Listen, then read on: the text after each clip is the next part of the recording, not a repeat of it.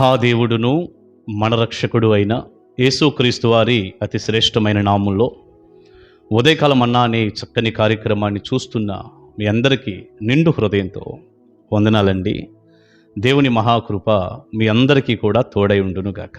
ఎలా ఉన్నారు? దేవుని కృపలో అందరూ క్షేమమే కదా? సంతోషంగా ఉండండి. నమ్మదగిన దేవుడు మీకు తోడుగా ఉన్నాడు, మిమ్మల్ని దీవిస్తాడు. పరిశుద్ధ గ్రంథంలో నుంచి ఒక చక్కని వాక్యాన్ని ఈ ఉదయకాల మన్నాలో ఎలా చదువుకుందామా? యోహాను సువార్త 12వ అధ్యాయం 32వ వచనం. నేను భూమి మీద నుండి పైకెత్తబడిన ఎడల అందరినీ నా యొద్దకు ఆకర్షించుకొందునని చెప్పెను. యేసయ్య అంటున్నటువంటి ఒక అమూల్యమైనటువంటి మాట. ఏమంటున్నాడు ఆయన? నేను భూమి మీద నుండి పైకెత్తబడితే అందరినీ కూడా నా యొద్దకు నేను ఆకర్షించుకుంటాను. నా యొద్దకు వస్తారు అనేకులు, నేను ఆకర్షిస్తాను. ఏమిటి యేసు ప్రభువారు భూమి మీద నుండి పైకెత్తబడటం అంటే? సిలువ మరణము పొందటం, సిలువలో చనిపోవటం. భూమి మీద నుండి పైకెత్తబడటం అంటే సిలువలో ఆయన రక్తము కార్చి ప్రాణము పెట్టటం. ఆ మాట 33వ వచనం చదివితే మనకు అర్థమవుతుంది. తాను ఏ విధముగా మరణము పొందవలసి ఉండెనో సూచించుచు ఆయన ఈ మాట చెప్పాడు. ఆయన ఏ విధంగా చనిపోవాలో, ఏ విధంగా మరణము పొందవలసి ఉందో, ఏ విధంగా సిలువలో ఆయన రక్తము కార్చి ప్రాణము అర్పించబోతున్నాడో దానిని సూచించటానికి ఈ మాట చెప్పాడు అని వాక్యంలో రాయబడింది. ప్రియ దేవుని బిడ్డ, యేసు ప్రభువారు కల్వరి సిలువలో చనిపోవటం, పైకెత్తబడటం అంటే అది. ఆయన అన్నాడు, నేను పైకెత్తబడినప్పుడు అనేకులను నా యొద్దకు నేను ఆకర్షించుకుంటాను అని. ఎంత చక్కని మాట! నిజమే, ఆయన కలువరి సిలువలో చనిపోయాడు గనక, రక్తము కార్చి ప్రాణం పెట్టాడు గనక మనందరం ఆయన దగ్గరికి రాగలిగాం. మనల్ని ప్రభు ఆకర్షించుకున్నాడు. మనం ఆ రీతిగా రక్షణ పొందగలిగాం. ఈ రోజున ఈ రక్షణ ఆనందంతో సంతోషంగా ఉండగలుగుతున్నాము అంటే ప్రభు దగ్గరికి మనం వచ్చాం కాబట్టి. అది మన గొప్పతనం కాదు, మన శక్తి సామర్థ్యాలు కాదు, మన తెలివి కాదు. చాలాసార్లు మనం ఇలాంటి గర్వాన్ని కూడా చోటిస్తూ ఉంటాం. నేను ప్రభు దగ్గరికి వస్తున్నాను అనే ప్రౌఢు చాలా మందిలో కనపడుతూ ఉంటుంది. నేను మందిరానికి వస్తున్నాను, నేను యేసయ్య దగ్గరికి వస్తున్నాను, నేను మందిరానికి రాకపోతే ఎలా ఉంటుందో చూసుకోండి, నేను ఇలాంటి ఒక భయంకరమైనటువంటి నేను అనేటటువంటి వాతావరణం చాలాసార్లు మనుషులు కలిగి ఉంటారు. అంటే మనం వెళ్ళటం కూడా చాలా గొప్పని. ప్రియ బిడ్డ, మనం రాలేదు ఆయన దగ్గరికి. ఆయన తన కృపను బట్టి మనల్ని ఆకర్షించుకున్నాడు. సిలువలో రక్తం కార్చి ప్రాణం పెట్టి మనల్ని ఆయన యొద్దకు ఆకర్షించుకున్నాడు ఆయన. అది ఆయన కృప.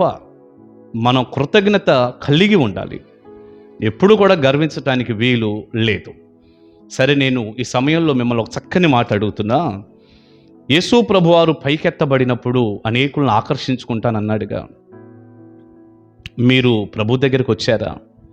వచ్చి వెనక్కి వెళ్ళిపోయారా? ఒకవేళ వచ్చాంగానండి మేము వెనక్కి వెళ్ళిపోయాం అంటారా? నిజమే, చాలాసార్లు ఈ మధ్య గమనించినప్పుడు అండి, చాలామంది మేము మరలా తిరిగి వెళ్ళిపోయాం, గర్వాపసి, మేము వెళ్ళిపోతున్నాం, మళ్ళీ లోకంలో కలిసిపోతాం, మళ్ళీ పాత పద్ధతుల్లోకి వెళ్తాం, ఇలాంటి చాలా చెప్పటం మనం వింటూ ఉంటాం. ప్రియులారా, ప్రభువుని వదిలిపెట్టి మళ్ళా వెళ్ళిపోవటం అంత మంచి పని ఎప్పటికీ కాదు. ఆయన మనల్ని ఆకర్షించుకున్నాడు, ఆయన యొద్దకు పిలిచాడు.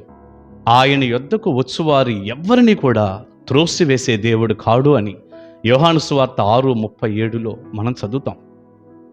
ఆయన్ని వదిలిపెట్టి వెళ్ళటం అంత క్షేమం కాదు. ఆయన్ని వదిలిపెట్టి వెళ్ళటం అంత మంచిది కాదు. ఆయన మనల్ని ఆకర్షించుకున్నాడు. ప్రభువుకు దూరంగా ఎప్పుడూ కూడా మనం ఉండొద్దు. ఇది ఆయన పైకెత్తబడటాన్ని బట్టి, సిలువలో చనిపోవటాన్ని బట్టి మనకు కలిగిన గొప్ప ధన్యత. ఇక్కడ ఇంకొక చక్కని మాట నేను మీకు గుర్తు చేయనా? వెళ్ళిపోయిన మనం తప్పకుండా ప్రభు దగ్గరికి వచ్చి మరలా ఆయనలో బలం పుంజుకొని దీవించబడాలి అంటూ మరొక చక్కని మాట. ఆయన్ని పైకెత్తినప్పుడు గొప్ప కార్యాలు జరుగుతాయి. నాబోటి సేవకులైతే, మీలాంటి విశ్వాసులైన ఎవరమైనా సరేనండి, ప్రభువుని గనక పైకెత్తితే, ఏదో మనుషుల్ని పైకెత్తి మనుషుల్ని పొగిడి మనుషుల్ని ఘనపరిచి ఈ మనిషి మీద ఆ మనిషి మీద, ఈ సంస్థ మీద ఆ సంస్థ మీద ఏమండి ఏదో లాభం వచ్చిద్ది, వారి ద్వారా మాకు మేలు కలిగిద్ది, మాకు ఉపయోగం కదా, మాకు మేలు కదా, మేము పొందుకుంటాం కదా, వారు పోతే ఎలా మాకు ఇలాంటి ఆలోచనతో ఎప్పుడు కూడా చాలామంది మనుషుల్నే గొప్ప చేస్తూ ఉంటారు. ఉదాహరణకు విశ్వాసులు ఉన్నారనుకోండి, మరి చాలామంది నాయకులు పెద్దవారు లేకపోతే డబ్బున్నవారు ఆరాధన కూడా మానేసి ప్రభు సన్నిధి కూడా మానేసి వారు మాకు ఉండాలి అంటూ వారినే గొప్ప చేసుకుంటూ వారి వెంటే తిరుగుతూ మరి స్పృహంతా మనుషుల మీద పెట్టేవాళ్ళు ఉంటారు, వాళ్ళని పొగుడుకుంటూ ఘనపరుచుకుంటూ. ఇక నాలాంటి సేవకులైతే చెప్పక్కర్ల బోలెడు మంది వీరుంటే మాకు ఉపయోగం కదా అని సంఘాన్ని పైకెత్తటం, సంఘాన్ని పొగడటం, సంఘంలో కాస్త డబ్బుండి గొప్పవారుగా ఉన్న వారిని ఘనపరచటం, పొగడటం, లేదా మాలాంటి వాళ్ళు కూడా ఏదో డబ్బున్నటువంటి ఆ నాయకుల్ని వారిని వీరిని చాలా గొప్ప చేసి హైపు చేయటం, వారి దగ్గర నుంచి ఏదో వచ్చిద్దని, ప్రభువు కూడా కనుమరుగవుతున్నాడు, ప్రభు వెనక్కివెళ్ళిపోతున్నాడు అని కూడా లేకుండా, ప్రభువుని తక్కువ చేసి మనుషుల్నే మేము పైకెత్తుతున్నాం అనేది కూడా లేకుండా, మనుషుల్నే ఈరోజు ఘనపరుచుకుంటూ గొప్ప చేసుకుంటూ మనుషుల్ని పైకెత్తే వారున్నారు. ప్రిబిడ్డ ఒక్క మాట చెప్పి నేను ముగిస్తాను. నువ్వు సేవకుడివైనా, సేవకురాలువైనా, సంఘ పెద్దవైనా, ఒక విశ్వాసివైనా, నువ్వు స్త్రీవైనా, పురుషుడివైనా, నేను మీరు అందరూ కూడా ప్రభువునే పైకెత్తుదుము గాక. ప్రియులారా, క్రీస్తు కృపా ప్రార్థన మందిర పరిచర్యలు దాదాపు 25 సంవత్సరాలుగా ప్రభు ఇచ్చారు. ప్రారంభంలో నాకు కూడా ఇలాంటివి పెద్ద అర్థం కాలేదు, యవనస్తుడిగా, చిన్నవాడిగా. నేను ఎప్పుడైతే ఈ సత్యాలన్నీ నేర్చుకుంటూ వచ్చానో గత అనేక సంవత్సరాలుగా మా పరిచర్యలో ఏ మనిషిని పైకెత్తటం ఉండదు, ఏ మనిషిని కూడా ఏదో పొగిడి ఉబ్బజేసి వారి ద్వారా ఏదో వచ్చిద్ది అలాంటిది ఉండదు. అందుకే మా వర్తమానాల్లో కూడా అలాంటి కోణం మీరు వినలేరు, ఈ కోణమే మీకు వినపడుతూ ఉంటుంది. మనుషుల్ని పైకెత్తటం ఏమి ఉండదు, ప్రభువునే పైకెత్తుతాం. నచ్చిన వారే చక్కగా ఆరాధన చేసుకుంటారు, నచ్చకపోతే వారి ఇష్టం అనుకుంటాం. ప్రభువుని పైకెత్తుతాం. ప్రభువుని పైకెత్తినందువల్ల మేము చాలా దీవించబడ్డాం, ఎంతో సంతోషంగా ఉన్నాం. ప్రభు ఆనందంగా ఉన్నాడు అనే సంతోషం నాకు మిగిలింది, మాకు మిగిలింది. ఇదే కదా కరెక్ట్ అయినటువంటి వాక్యం. ప్రభువుని పైకెత్తినప్పుడే మా కుటుంబాలు కూడా దీవించబడతాయి అన్న వారందరూ కూడా సంఘ పిల్లలు మందిరాల్లో నమ్మకంగా ఉన్నారు, బోలెడు మంది. మీరు పైకెత్తేది ప్రభువునేనా? మీ సంఘమైనా, మీరైనా, విశ్వాసులైనా, సేవకులైనా ప్రభువునే పైకెత్తండి. ఎన్నో అద్భుతాలు, ఆశ్చర్యకార్యాలు చూస్తారు. మనం ప్రభువుని పైకెత్తితే జరగాల్సిన కార్యాలన్నీ కూడా అనేకులు ఆకర్షింపబడతారు, బాగుంటారు, దీవించబడతారు, బ్లెస్ అవుతారు, అందరం బాగుంటాం.